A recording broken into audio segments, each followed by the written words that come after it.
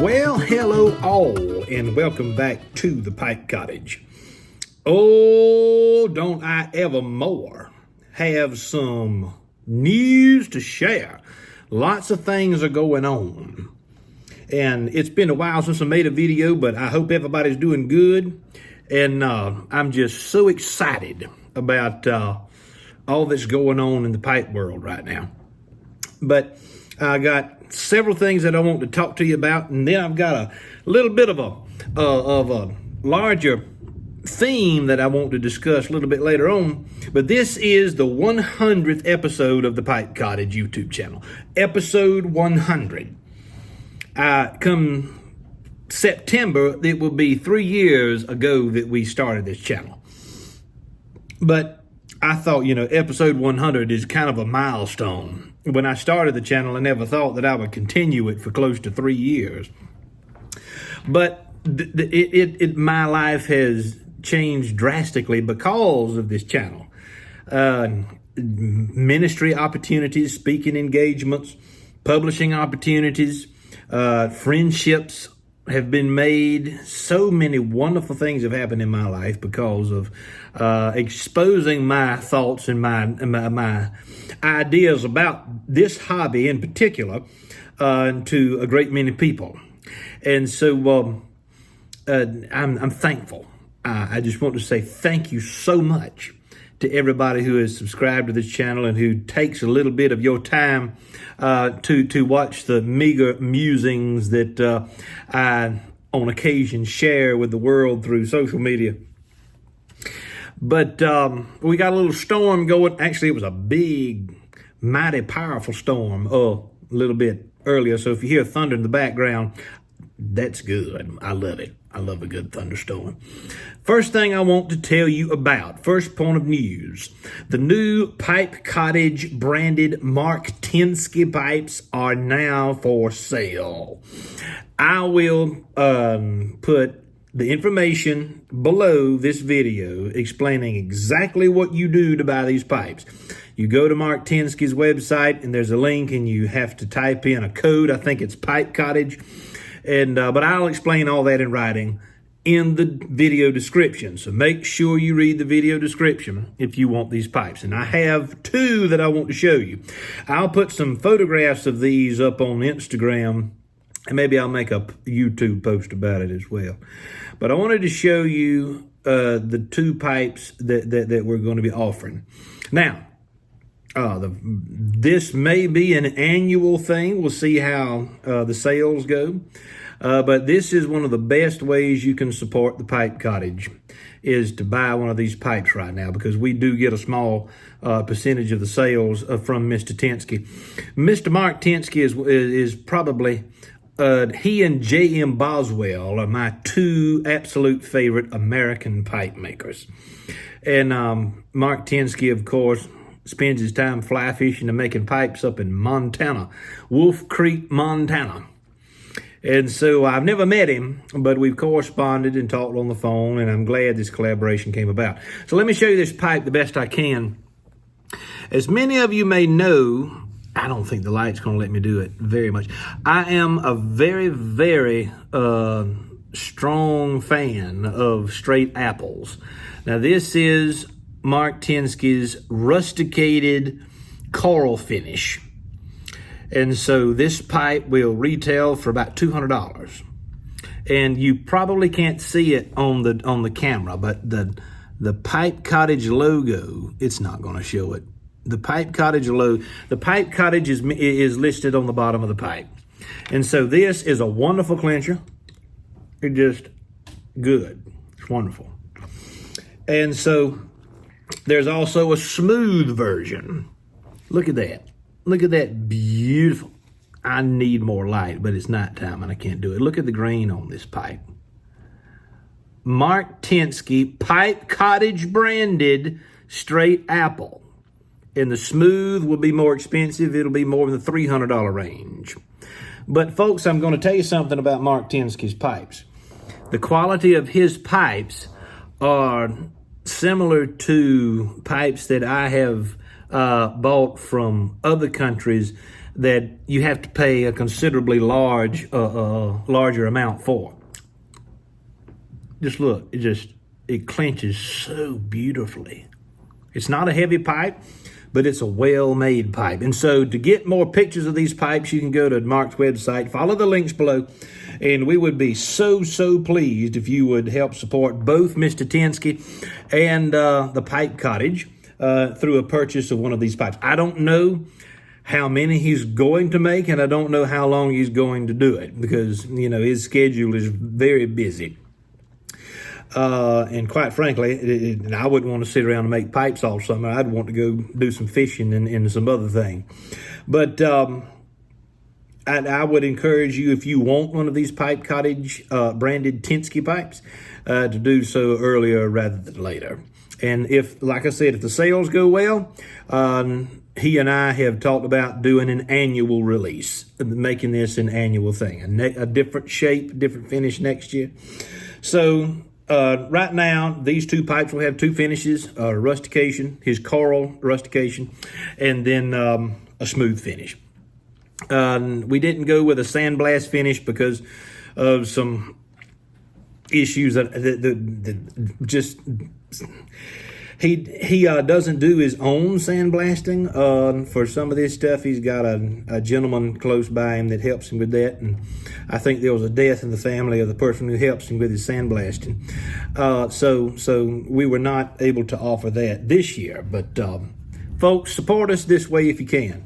And I'm going to tell you, you're getting a wonderful pipe at an outstanding price. Outstanding price. Second thing I wanted to tell you about is the upcoming release of a new blend from the Country Squire. As many of you know, we collaborated with John David Cole with the Country Squire, and Mr. Quinn, Magnolia Piper is his name on Instagram. He and I worked together for 2 or 3 months to come up with a new blend that I think you're going to enjoy. I wanted to have a blend that really profiled dark-fired Kentucky and some burley and show how well those leaves can work together. And Quinn added some Virginia and a little unflavored Cavendish to it. And I'm really impressed. I am glad. I am so happy with the way this blend turned out, and I think you will be too. So that will be available for sale on June 8th online. They've already made several pounds of this because we anticipate that it will be a stellar blend, that people are going to enjoy it. And Mr. Quinn is a world-class blender. The Country Squire is in my opinion, the preeminent tobacconist and tobacco shop in the American South. And of course, I have some affiliation with Mississippi. My first child was born in Meridian, Mississippi. I went and received my PhD from Mississippi State University. So I have many fond, glorious memories. My wife and I raised our first crops and our first animals together on the little farm we had in Mississippi when I was finishing up my PhD.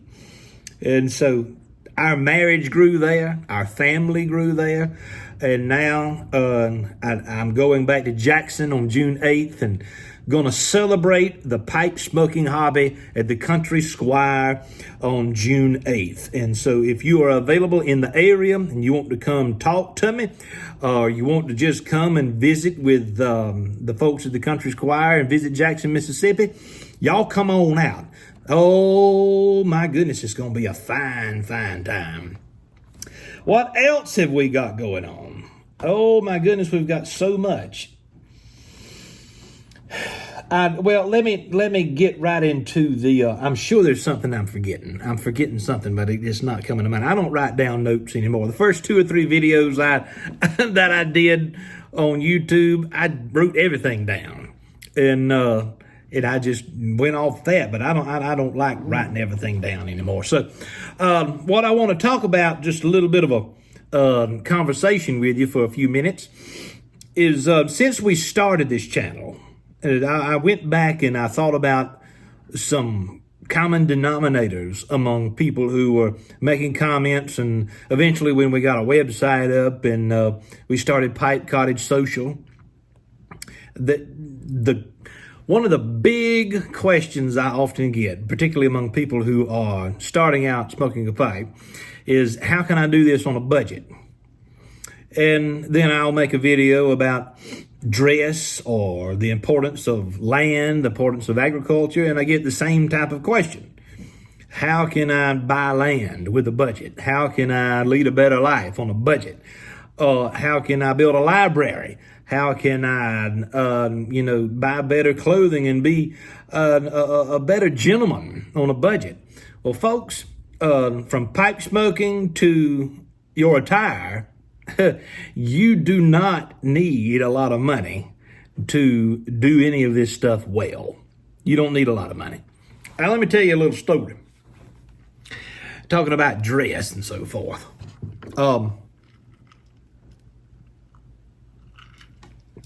And yeah, that's whiskey in that glass. We enjoy whiskey and pipes on this farm in the evening time, particularly during a good thunderstorm. And so I was invited to go play some music at the Harrelson Yacht Club several years ago. And it was probably 2 or 3 years after Alex and I were married. And I was so looking forward to that. I said, I'm going to the Harrelson Yacht Club, or as Jerry Clower used to say, the Yatchets. The Yatchets tied up in the harbor. The Harrelson Yacht Club. And I left home without my suit. I was going to wear, you don't go to the yacht club wearing anything other than a nice button down and a tie and a jacket. So I forgot my suit. And so I noticed a Goodwill store just outside of town as we were coming into the event. And I said, let's stop right here. I got to be at the yacht club in a couple of days, and I forgot my suit. I'm not going back home to get it because it was at the time it was 2.5 hours away. I walked into the Goodwill store, and I picked up a beautiful tweed jacket, a button-down shirt, a tie, slacks, shoes, belt, the whole thing for probably less than $25. People need to learn how to go to thrift stores. You can find some wonderful, wonderful stuff. I've made the mistake of paying too much money for a lot of things over the course of my life when you can do it so much cheaper. You just got to be smart about it. When it comes to pipes, well, I did. I went to that event at the Harrelson Yacht Club, and I played music with people in that audience who were probably wearing suits from the big shops downtown Charleston that cost $1,500, $2,000. You know, the uppity folks, the cream of the crop, the South of Broad people. And here I was entertaining them in a $25 outfit from the local Goodwill shop. I still get a kick out of that every time I think about it. But anyway, when it comes to buying land as well, folks, there's so many people watch this channel are interested in growing their own food, and they're interested in an agricultural lifestyle, going back to some of the old ways, because I talk about that a lot, both on this channel and the other channel that I've got. And so, folks, you don't need but 2 or 3 acres of land to grow a lot of food if that's what you want to do. You don't need 200. You don't need 300 acres. If you want to get started with a country lifestyle, you can do a whole lot on 2 or 3 acres of land and have a modest home and be living a whole lot better life than you would be in a downtown apartment. So don't think that it's not possible. I think that one of the big mistakes that we have, particularly among old-fashioned folks in this country now, is we think that we've got to buy everything, that we've got to buy happiness, to purchase a better life, and we think that that's extremely expensive. It is not. It is not. I think one of the greatest things that a person can do to maintain joy and happiness is to read good books and spend time alone in a personal library. I have enjoyed that since I was 12 or 13 years old, just reading whatever I could get my hands on. And you see my books back behind me, and the people have commented, how can I build a library? Well, you don't do it by buying from Amazon. You don't do it by buying something brand new from a local bookshop. Go to used bookstores. My goodness, I can't tell you the amount of books that I've got on this shelf that I probably paid $2 or $3 for. I've got some I got a lot that were given to me. But you know, whatever the topic is, you can live a much better life. Frugality is not a bad thing. And I'm speaking to a lot of the younger people now who watch this channel. I'm not necessarily speaking to the seasoned veterans who have established themselves and they've accomplished a great deal in their life and their career. A lot of people watch this channel who are very young, and they're trying to figure out their way in the world. And when it comes to this particular topic, I think that what I want to be clear about is that you can be the person who you want to be for far less money than you believe, than you think. If you think you need a college education to reach a goal that you have, maybe you don't. Maybe you don't need to spend several $1,000s a year on a college education. Depends on what your goals are. I've seen college ruin more people than help them. I don't think that's necessary. If what you want is a family, a wonderful wife, or if you're a lady, if you want to find a good husband, you want children, you know, the government tells you, to raise a child is going to cost you $250,000 by the time they're 18 years old. You don't have to live like that. You do not have to follow the paradigm of a modern American consumer culture. So I'll just leave it at that.